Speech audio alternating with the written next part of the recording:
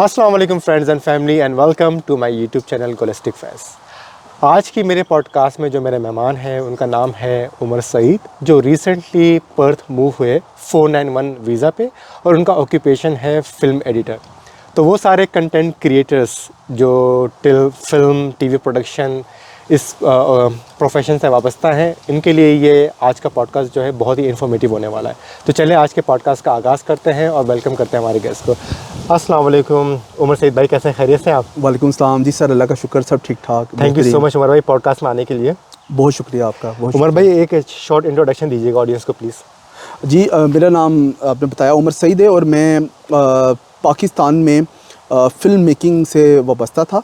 मैं वहाँ पे फ़िल्म्स बना भी रहा था, डॉक्यूमेंट्री फ़िल्म्स, और साथ में पढ़ाता भी था डिफरेंट यूनिवर्सिटीज़ में, जिसमें university of Punjab, university of Lahore और 2-3 और यूनिवर्सिटीज़ थी जहाँ पे मैं अपनी सर्विसेज दे रहा था। और मैं वहाँ पे एज ए फ़िल्म लेक्चरर के तौर पे पढ़ा रहा था और ये मैंने 10 साल पढ़ाया वहाँ पे। और बीच में मैंने फ़िल्म्स भी बनाता रहा और मोस्टली मैं डॉक्यूमेंट्री फ़िल्म्स बनाता रहा। और जो मेरी फ़िल्म थी वो मुख्तलिफ़ जगहों पे जाती रही।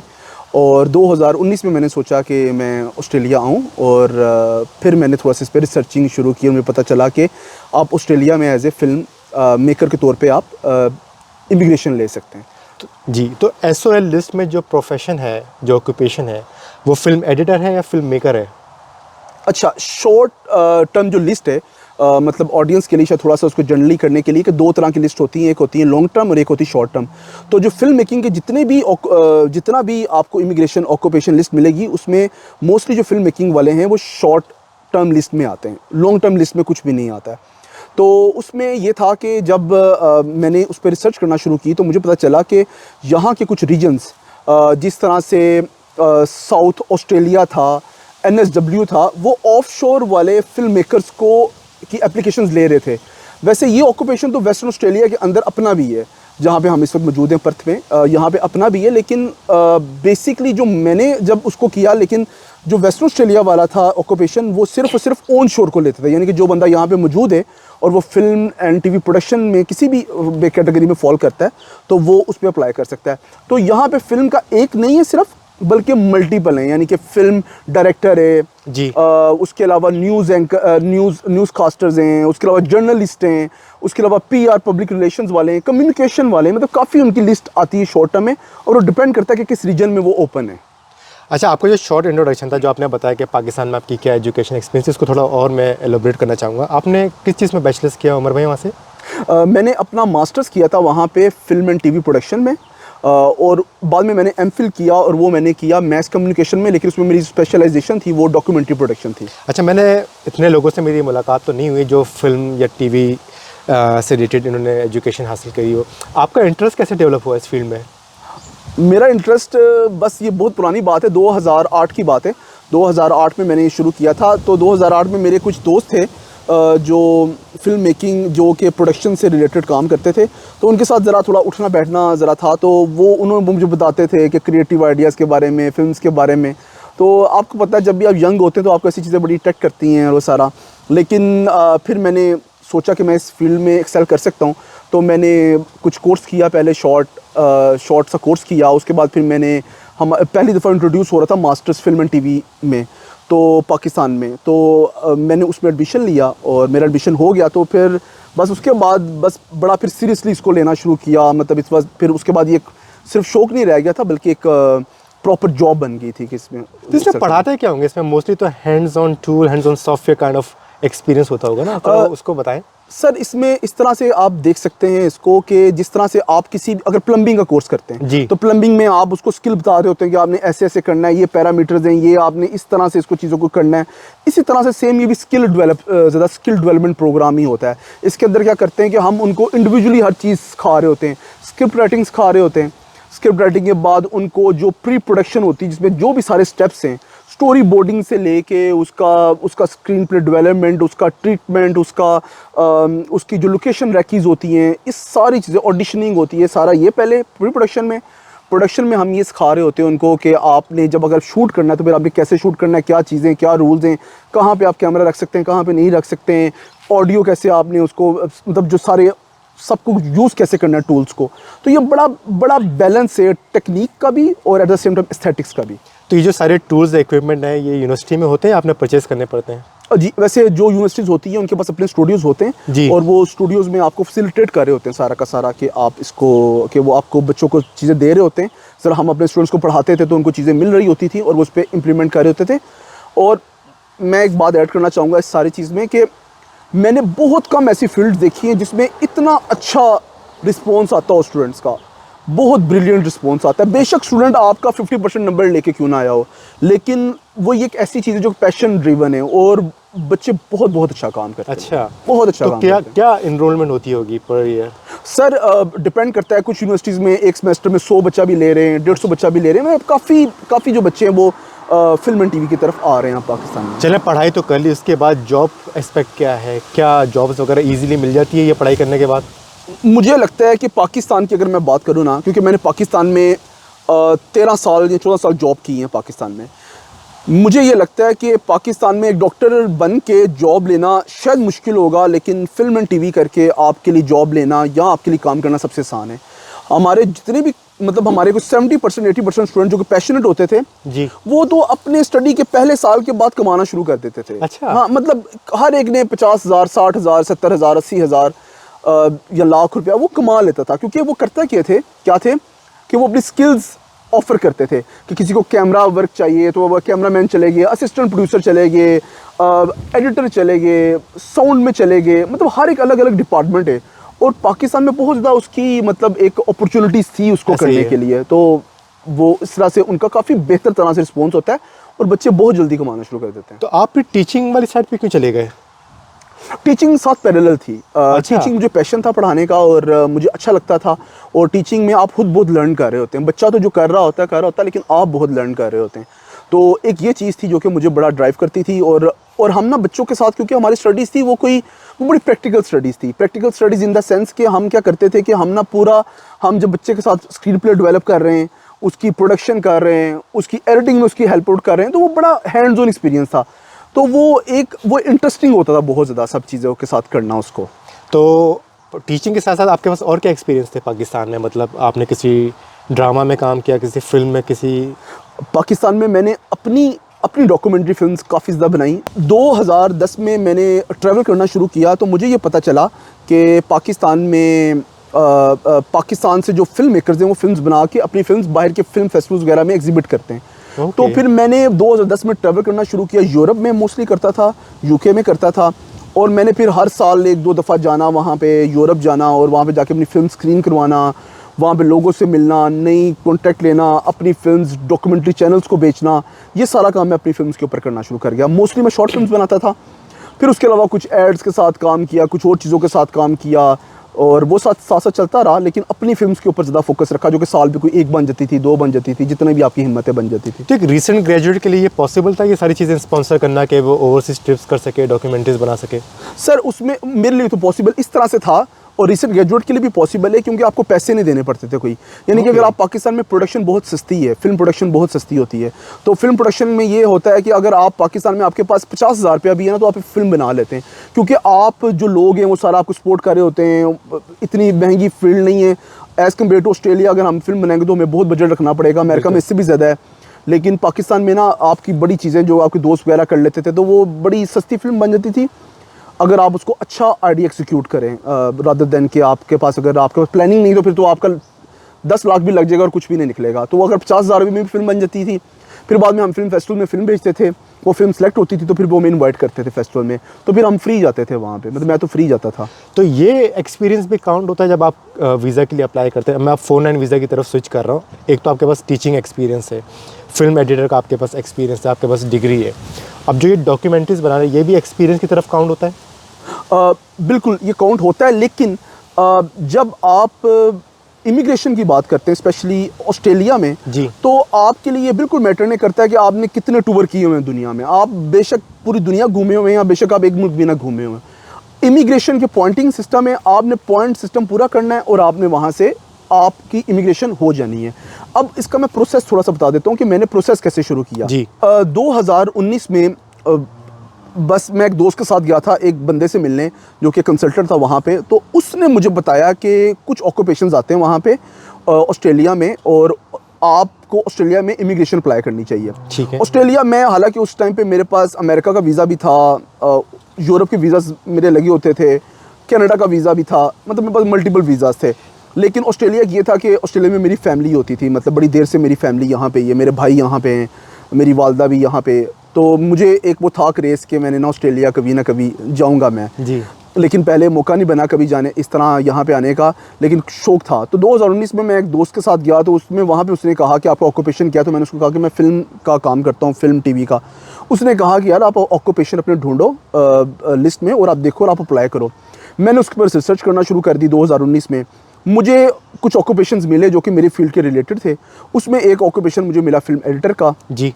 और मेरा सारा काम भी डॉक्यूमेंट्री फिल्म और एडिटिंग में था। तो मैंने सोचा कि ये अच्छा एक ऑक्यूपेशन हो सकता है। उसके बाद मैंने सर्च की काफ़ी ज़्यादा डिफरेंट स्टेट्स के अंदर, क्योंकि ये जो शॉर्ट टर्म था ये रीजनल में आता था, ये उसके ऊपर नहीं आता था, फेडरल के अंदर नहीं आता था, ये रीजनल के अंदर आ रहा होता था।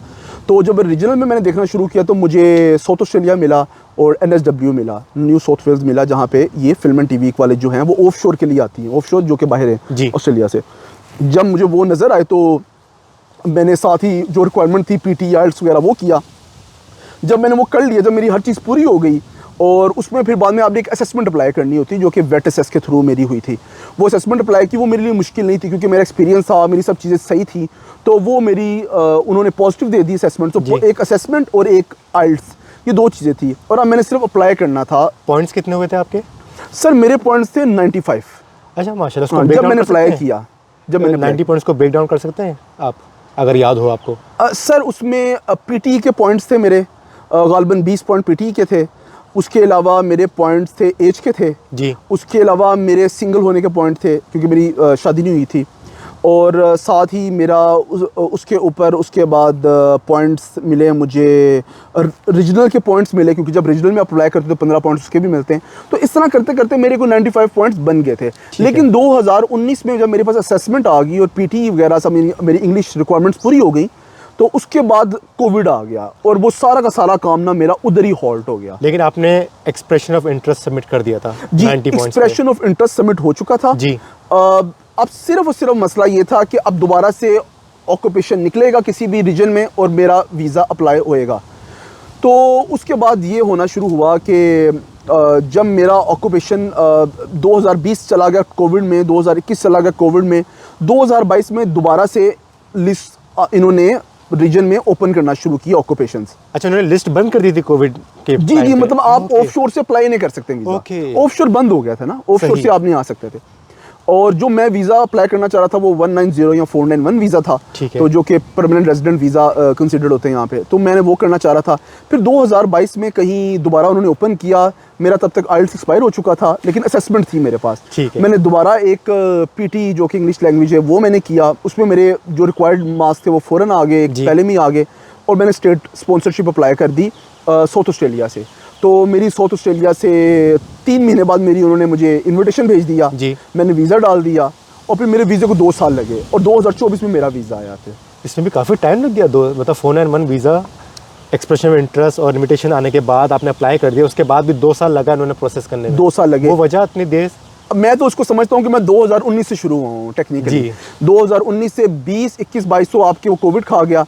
जो 22 से लेके जो 24 तक था वो इनका ऑफशोर के लिए जो ऑक्यूपेशन प्रायोरिटीज थी उसमें फिल्म एंड टीवी प्रायोरिटी नहीं थी। इनकी प्रायोरिटी थी नर्सिंग, प्रायोरिटी थी इनकी, और ऑक्यूपेशन इंजीनियर्स प्रायोरिटी थी, लेकिन फिल्म एंड टीवी प्रायोरिटी नहीं थी। इसलिए शायद मेरे ऑक्यूपेशन को ना बहुत ज़्यादा टाइम लग गया। मतलब 2 साल सिर्फ वीज़ा इशू में, वीज़ा डला हुआ था और वीज़ा का कुछ भी नहीं हो रहा था।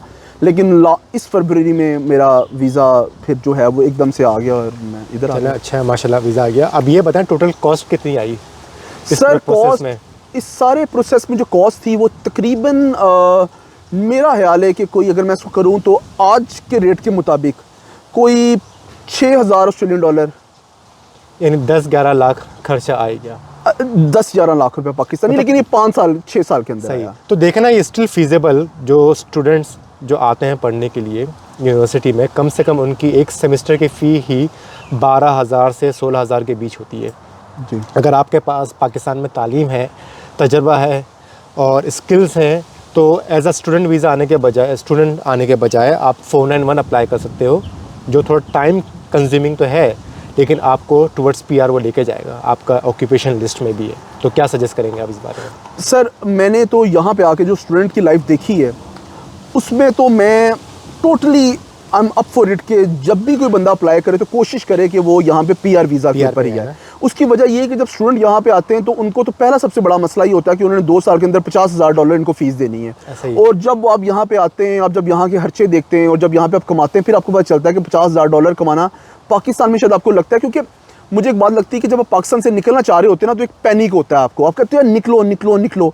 आप ये सोच नहीं रहे होते हैं कि स्टूडेंट पे जा रहा हूँ, मैं पीआर पे जा रहा हूँ, मैं किस पे जा रहा हूँ, बस आप निकलना चाह रहे होते हैं वहाँ से।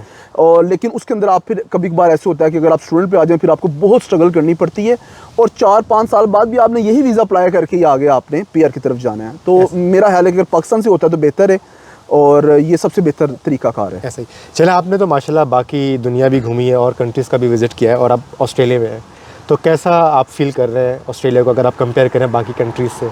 अच्छा, ऑस्ट्रेलिया मेरे लिए थोड़ा सा इस तरह से भी है क्योंकि ऑस्ट्रेलिया में मेरी फैमिली है और सारा, मुझे कभी आके लगा नहीं कि, और मुझे बड़ा सिमिलर टू अमेरिका है, तो इसमें कोई इतना फ़र्क नहीं लगा मुझे इस चीज़ में। लेकिन अगर मैं बिल्कुल न्यूट्रल और लेमैन होकर देखूं उसको, तो मुझे एक चीज़ लगती है कि ऑस्ट्रेलिया मुझे बहुत ज़्यादा सेफ़ लगता है मुल्क, और यहाँ पे जो अपॉर्चुनिटीज़ हैं वो बहुत ज़्यादा हैं, पैसा कमाने की भी, और रहना जो है अपने बीवी के साथ, बच्चों के साथ, माँ के साथ, भाइयों के साथ, वो बहुत सेफ़ है यहाँ पे, और हर चीज़ बहुत सेफ़ और बड़ा पीसफुल जगह लगी है मुझे। अमेरिका में मैं पहले रह रहा था कुछ देर, और अमेरिका में टफ़ था, सेफ्टी वाइज, सिक्योरिटी वाइज चीज़ें टफ़ होती है, टफ़ मुल्क था अमेरिका ज़रा। ऑस्ट्रेलिया ज़रा पीसफुल मुल्क है और मुझे तो बड़ा अच्छा चेंज लगा यहाँ पे आके। वेदर बहुत अच्छा है, वेदर माशाल्लाह, नो डाउट। तो चले, वैसे तो आपका ताल्लुक फ़िल्म एडिटिंग ऑक्यूपेशन से है, लेकिन आपने पर्थ को और ऑस्ट्रेलिया को एक्सप्लोर किया होगा। आपको क्या लगता है कि और कौन कौन से ऑक्यूपेशंस जो हैं वो डिमांड में हैं और वो ऑक्यूपेशंस, वो स्किल्स पाकिस्तान में पाई जाती हैं और वो चाहें तो अप्लाई करके यहाँ आ सकते हैं?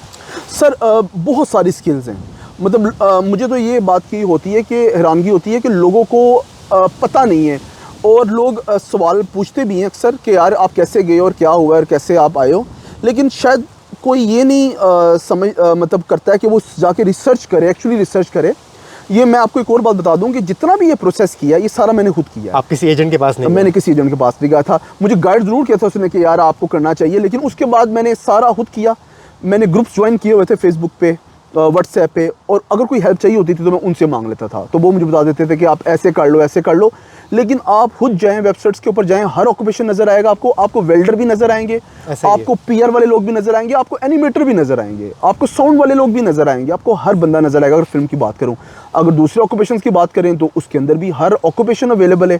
यहाँ पे अनफॉर्चुनेटली जब देखते हैं तो आप कहते हैं यार अकाउंटेंट कर लो, यहाँ अकाउंटेंट नज़र आ रहे हैं आपको, यहाँ पे यहाँ कुक नज़र आ रहे हैं, लेकिन ये दो के अलावा भी ना बहुत बड़ी लिस्टें जो कि आपकी निकल रही होती हैं, और आप उसको एक्सप्लोर करें, आपको बहुत सारे ऑक्यूपेशन मिलेंगे जिसपे आप एक्चुअली अप्लाई कर सकते हैं। बिल्कुल ऐसा ही।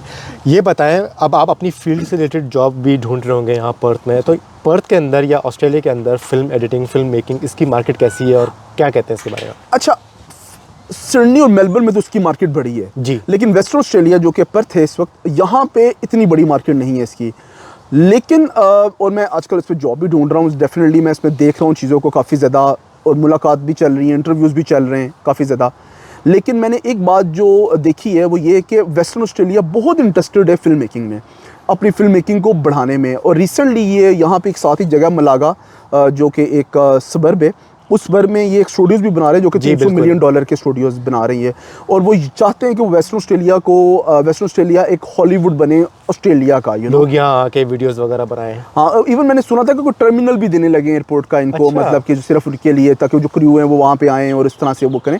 मतलब ये बहुत बड़े लेवल पे सोच रहे हैं इस जगह को फिल्म मेकिंग में ग्रोथ के लिए। और ऑस्ट्रेलिया के पास बहुत बहुत बड़ी फिल्म्स भी हैं, मतलब शायद लोगों को पता ना हो इसका, लेकिन इस तरह मैड मैक्स एक फ्रेंचाइज जो है वो ऑस्ट्रेलियन फ्रेंचाइज है। उसके अलावा और बड़ी फिल्म्स हैं जो कि ऑस्ट्रेलिया से निकलती हैं, और ये बहुत बहुत बड़ी फिल्म्स हैं। तो ऑस्ट्रेलिया के एक्टर्स बहुत फेमस हैं, इस तरह ह्यू जैकमैन हो गया, और इस तरह के और बड़े एक्टर्स हैं जो कि बड़े फेमस एक्टर्स हैं, वो सब ऑस्ट्रेलिया से निकले हुए हैं। हीथ लेजर जो कि जोकर बना था वो भी ऑस्ट्रेलियन था, वो बल्कि पर्थ का था आई गेस। मेरा ख्याल वो पर्थ का था। तो वो बड़े अच्छे यहाँ से लोग निकले और वो अच्छा काम कर रहे हैं। अच्छा, वो फ्रीलांसर्स जो पाकिस्तान में बैठ के वीडियो एडिटिंग कर रहे हैं, फिल्म एडिटिंग कर रहे हैं और दूसरी स्किल्स प्रोवाइड कर रहे हैं, उनके लिए भी स्कोप है यहाँ अप्लाई करने का 491? जी, आपने ये देखना है कि पहले तो आपने अपनी एजुकेशन यहाँ के मुताबिक दिखानी है उनको कि यार मैं यहाँ की जो एजुकेशन के मुताबिक मास्टर्स या बैचलर्स का फॉल करता हूँ। एक तो आपको उसका करना पड़ेगा, दूसरा जो आपने एक्सपीरियंस किया हुआ है। अब वो एक्सपीरियंस दो तरह का हो सकता है। एक एक्सपीरियंस हो सकता है कि आपने कहीं जॉब की है, और एक एक्सपीरियंस हो सकता है कि आपने खुद अपना बिजनेस किया हुआ है। इस दोनों सेंसेस में आप कर सकते हैं, आप इसको आप क्लेम कर सकते हैं। जब उन्होंने आपको कह दिया कि हम आपका एक्सपीरियंस भी मानते हैं और आपका एजुकेशन भी मानते हैं, फिर सिंपली आपने अप्लाई करना है किसी भी रीजन में जहाँ पे ओपन हुआ हुआ ये ऑक्यूपेशन। आप अप्लाई करें, EOI डालें उसके अंदर, उनके स्टेट में EOI डालें, और वो होपफुली आपको अप्रूव कर देंगे और आप वीज़ा डाल सकेंगे यहाँ पे। ये फिल्म मेकिंग, एडिटिंग वगैरह में सैलरी पैकेजेस क्या होते हैं? ये पर आवर होते हैं, पर प्रोजेक्ट होते हैं, पर असाइनमेंट, पर डॉक्यूमेंट्रीज? ऑस्ट्रेलिया में? जी। अच्छा, आपने एक्सप्लोर किया कि क्या सैलरीज? ऑस्ट्रेलिया में पर आवरली भी चल रहा होता है, और कभी कभार आप प्रोजेक्ट भी कर सकते हैं। अगर आवरली रेट की बात करें तो वो डिपेंड करता है, वो $50 से $90 $100 अच्छा। पर आवर पे जा रहा होता है जी। जिनका जो एडिटर्स जो हैं, फुल टाइम एडिटर्स हैं, वो इतना पैसे ले रहे होते हैं। साउंड डिज़ाइनर्स जो हैं, साउंड वाले, उनका भी यही रेट चल रहा है। अगर तो आप एज ए डायरेक्टर काम करना चाहते हैं तो फिर गेम चेंज हो जाती है, फिर आपने फंडिंग उठानी होती है। इस वक्त वेस्टर्न ऑस्ट्रेलिया में अगर आप कोई भी प्रोजेक्ट फंड करें, होपफुली वो आपको फंडिंग देते हैं, और जो फंडिंग होती है वो कोई $75,000 के करीब होती है एक शॉर्ट फिल्म की। वाह। हाँ, जो कि दे देते हैं वो। तो अगर आप किसी लोकल काउंसिल या लोकल गवर्नमेंट को कांटेक्ट करें इस हिसाब से जी कि आप कोई डॉक्यूमेंट्री बनाना चाह रहे हैं जो यहाँ के जो इन्वायरमेंट है या जो सिटी को हाईलाइट करेगी, उसकी प्रमोशन होगी, तो आपको ग्रांट मिल सकती है? जी जी, बिल्कुल मिल सकती है। और उसका उनका एक अदारा है यहाँ का, जो कि फेडरल का स्क्रीन ऑस्ट्रेलिया, और इनका स्क्रीन वेस्ट के नाम से, जो कि वेस्टर्न ऑस्ट्रेलिया का है। उनके पास काफ़ी ज़्यादा ग्रांट है और वो देते भी रहते हैं। वहाँ पे आपने सिर्फ ऑनलाइन जाना है, उनकी ओपन हुई होती है अपॉर्चुनिटी, एलिवेट 75 पिच के नाम से। वहाँ पे जाके आप अपना पूरा वो देंगे, अपनी जो भी आप बनाना चाह रहे हैं उसका पूरा ट्रीटमेंट, स्क्रिप्ट वगैरह देते हैं आप उसको वहाँ पे, और उसके बाद वो उसको शॉर्टलिस्ट करते हैं। और मोस्ट प्रॉब्ली आपको मिनिमम $30,000 और मैक्सिमम $75,000, लेकिन उसके बाद जब अगला प्रोजेक्ट आप फंड करवाने जाते हैं तो फिर वो $1 मिलियन तक भी जा सकता है। चलिए, लेट्स सपोज हमें ग्रांट मिल जाता है, तो उमर भाई आपकी क्या स्पेशलाइजेशन होगी इस डॉक्यूमेंट्री के अंदर? आप स्क्रिप्ट राइटर होंगे, एडिटर होंगे, क्या होंगे आप इसमें? वैसे मैं जो काम करता हूँ, मैं एज ए डायरेक्टर और एडिटर काम करता हूँ। Okay. तो लेकिन इट डिपेंड्स, अगर मैं यहाँ पे अभी मैं क्योंकि नया हूँ यहाँ पे, तो मेरी कोशिश ये है कि मैं किसी भी फिल्म डॉक्यूमेंट्री में as a production assistant production में या असिस्टेंट डायरेक्शन में मैं काम शुरू करूँ, और उसके बाद अपना, क्योंकि जब आप पाकिस्तान में होते हैं तो आप डिफरेंट गेम में, और जब यहाँ पे आप आ गए तो फिर आप डिफरेंट गेम में। और जब वो डिफरेंट गेम ये है कि अब आपने यहाँ के हिसाब से देखना है चीज़ों को। यहाँ पे आपने थोड़ा सा आपने ओल्ड लेवल से स्टार्ट करना पड़ेगा, फिर आराम से आप ऊपर जाते हैं। तो आपने यहाँ किसी यूनिवर्सिटी का विजिट किया जो फिल्म मेकिंग से रिलेटेड एजुकेशन प्रोवाइड कर रही है? यहाँ पे जिस तरह यूनिवर्सिटी वेस्टर्न ऑस्ट्रेलिया है, वहाँ पे भी फिल्म मेकिंग की जा रही है। ECU में भी फिल्म मेकिंग है यहाँ पे, और वहाँ के लोग निकल रहे होते हैं। बल्कि अक्सर मेरा यहाँ पे, मैं मीटअप्स वगैरह में भी गया हूँ, जो कि फिल्म मेकर्स के मीटअप्स हैं, उसमें अक्सर लोग जो हैं ग्रेजुएट भी हैं। लेकिन at the end of the day आप यही देखा होता है कि आपका स्किल कितना बेहतर है। जिस तरह से अगर एक बंदा वेल्डिंग बेहतर करता है तो वो वेल्डर तो वो पाकिस्तान में भी बेहतर है और यहाँ भी बेहतर है। टूल्स चेंज हो सकते हैं लेकिन उसको एस्थेटिक्स तो उसकी सारी की सारी सेम होंगी ना, तो इसकी भी एस्थेटिक्स वही हैं। तो आपको जब आता काम तो फिर आप यहाँ पे भी कर सकते हैं। तो आपको फिर वो दोबारा से डिग्री वगैरह, यानी कि यहाँ के ये मसला नहीं है कि आप इंडिया में पाकिस्तान में नर्स थे तो यहाँ पे भी आके आपने नर्सिंग करनी है, तो यहाँ पे हमारी उस फील्ड में ये मसला नहीं है। आप आते हैं और आप राइट अवे काम शुरू कर सकते हैं। तो अभी तक का रेस्पॉन्स कैसा रहा? जहाँ आपने जॉब्स अप्लाई करी, लोगों से मिले, आपको लग रहा है एक उम्मीद है यहाँ पे? जी, यहाँ पे एक उम्मीद भी है और दूसरी बात ये है कि आपकी अपनी स्ट्रगल भी है। यानी कि अगर मैं चाहूँगा कि मैंने कोई फिल्म की फंडिंग रेस करनी है तो मैं यहाँ पे कर सकता हूँ, या मैं यहाँ पे, और मुझे लगता है कि मैं अगर अभी से काम शुरू कर रहा हूँ फिल्म का तो ये 2-3 साल की इन्वेस्टमेंट है, ताकि कल को जब ये एक बड़ी इंडस्ट्री बन जाए यहाँ पे ऑस्ट्रेलिया में, तो वेस्टर्न ऑस्ट्रेलिया में, तो फिर मैं भी उस इंडस्ट्री का एक बेहतर तरह से पार्ट बन सकूँ। और मैं ऑलरेडी इसमें एक सेटल्ड बंदा हूँ यहाँ पे। सही। तो उमर भाई, ये मेरे कुछ सवालात थे, उम्मीद करता हूँ कि इनसे जो जवाबात आपकी तरफ से आए, उन फिल्म एडिटर्स को, कंटेंट क्रिएटर्स को जो हमारी वीडियो देखेंगे, उनको काफ़ी इन्फॉर्मेशन मिलेगी। कोई लास्ट मैसेज हमारी ऑडियंस के लिए? लास्ट मैसेज मुझे यही लगता है कि एक सवाल हमने मिस कर दिया सारे में। वो ये था कि आप एक चीज़ जो कि आपने मुझे पहले जो कि हमारी डिस्कशन हुई थी कि इतनी सारी कंट्रीज़ में आपने ऑस्ट्रेलिया क्यों चूज़ किया। जी। तो मुझे ये हमेशा लगता था कि अमेरिका, कनाडा और UK और न्यूजीलैंड, ये 4 इंग्लिश स्पीकिंग कंट्रीज़ और 5वीं ऑस्ट्रेलिया। तो मैं हमेशा से यूरोप में जाता था, लेकिन यूरोप का एक जो प्रॉब्लम जो मुझे लगता था कि वहाँ पे लैंग्वेज बैरियर था। ऑस्ट्रेलिया एक ऐसा मुझे, और इन 5 मुल्कों के पास ऑप्शन होती हैं, आपके पास यूके, ऑस्ट्रेलिया, कनाडा, यूएस और न्यूजीलैंड। लेकिन मैं काफ़ी ट्रैवल किया हुआ है और मैं काफ़ी मतलब काफ़ी रिसर्च के बाद ये बात कर सकता हूँ कि ऑस्ट्रेलिया बहुत बेहतर जगह है रहने के लिए। किस सेंस में? सेफ्टी, सिक्योरिटी और साथ अपॉर्चुनिटीज़ के लिहाज से। और ये बहुत ग्रोइंग मार्केट है और ये बहुत बड़ी मार्केट हो जाएगी बहुत जल्द। ये अभी भी बड़ी है लेकिन आगे जाके बहुत बड़ी, और ये लोग सपोर्ट करते हैं। अगर आप कुछ करना चाह रहे हैं ना, ये सपोर्ट करते हैं। तो मेरा ख्याल है कि आपने अगर पाकिस्तानी ऑडियंस सुन रही है और वो आना चाहती है इस तरह के वीज़ा के ऊपर, तो सबसे पहले बात ये है कि अपनी रिसर्च पूरी करें। किसी के पास जाने की इतनी ज़रूरत नहीं है। कुछ लोग ना मतलब मुझे आते हैं, मतलब फ्रेंकली स्पीकिंग मुझे अक्सर कॉल्स आती हैं कि बताएं कि आप कैसे गए वहाँ पे। लेकिन ये मतलब उनको ये बता देना कि ये ऑक्यूपेशन था मेरा, ये सब चीज़ें थी। अगर आपने बता दिया तो अब अगले बंदे के ऊपर है कि उसने कितनी रिसर्च करनी है उसके ऊपर, ताकि वो कितना प्रोग्रेस करता है। अगर वो एक सवाल आज कर रहा है और वही सवाल आपसे 3 महीने बाद कर रहा है, इसका मतलब है कि वो प्रोग्रेस उसमें कुछ है नहीं है। तो बेहतर ये है कि आप प्रोग्रेसिव चलें और जो भी आपको लग रहा है कि ऑक्यूपेशन है अभी, उसकी रिक्वायरमेंट पूरी करना शुरू करें। ये टाइम टेकिंग प्रोसेस है, लेकिन आप शुरू कर दें और आराम आराम से उसको टाइम दें। अपनी कोई जॉब ना छोड़ें पाकिस्तान में, कुछ भी अपने मामला इधर उधर ना करें। मैं पाकिस्तान में पढ़ाता रहा, एंड तक पढ़ाता रहा पाकिस्तान में, जब तक मैं मूव आउट नहीं किया पाकिस्तान से। लेकिन मैंने अपनी कोई चीज़ डिस्टर्ब नहीं की कि मेरी इमिग्रेशन डली हुई है और मैंने यहाँ पे आ जाना है, वहाँ पे आ जाना है। तो मैंने बड़ा उसको उस तरह से लेकर चला था। तो आप एफर्ट करते रहें, यहाँ पे आएँ। ऑस्ट्रेलिया बहुत अच्छा मुल्क है रहने के लिए, और मेरा ख्याल है आपको आना चाहिए। और स्पेशली पाकिस्तान के जो आजकल हालात हैं, मेरा ख्याल है कि लोगों को एक्सप्लोर करना चाहिए ज़्यादा यहाँ। आपकी फील्ड से रिलेटेड जो लोग देखेंगे, अगर वो आपसे कांटेक्ट करना चाहें, वो आपको रीच आउट कर सकते हैं पॉडकास्ट के थ्रू? हम बिल्कुल रीच आउट कर सकते हैं। रीच आउट करने का वो आपको भी पता है यहाँ पे कि अगर कोई रीच आउट करता है ना, तो वो थोड़ा सा आपको उसमें वो लगता है कि आपको थोड़ा सा टाइम टेकिंग लगता है। लेकिन डेफिनेटली मतलब टाइम निकाल के आप उसको देखा जा सकता है कि कहाँ पे। लेकिन मैं आपको ये कहूँगा कि जो भी बंदा देख रहा है वो थोड़ी सी अपनी रिसर्च करे, थोड़ा सा ऑक्यूपेशन लिस्ट देखिए। हर चीज़ कहीं ना कहीं वेबसाइट पे मौजूद है और वो उसका और अगर आप कोई निटी ग्रिटी में फंसते हैं तो ऐसे ग्रुप्स बने जिसका मैं भी हिस्सा हूँ, जिसका काफ़ी लोग भी हिस्से हैं, तो आपको कोई ना कोई जवाब देगा ज़रूर इसका। तो वो बहुत हेल्प करते हैं ऐसे ग्रुप्स आपको। ठीक है, बेहतरीन। तो उमर भाई काफ़ी है फिर आज के लिए। हाँ, थैंक यू सो मच, आपका शुक्रिया। आप तो करीब रहते हैं, कभी बुला लेंगे 1-2 और पॉडकास्ट करने के लिए। ज़रूर, thank you so much. Thank you so much Umar भाई, आप आए, बहुत शुक्रिया। बड़ी अच्छा पॉडकास्ट रहा, काफ़ी कुछ इन्फॉर्मेशन आपके थ्रू शेयर होगी ऑडियंस के लिए। तो फिर यहीं इख्तिताम करते हैं हमारे पॉडकास्ट का। Thank you so much for watching. अल्लाह हाफिज़।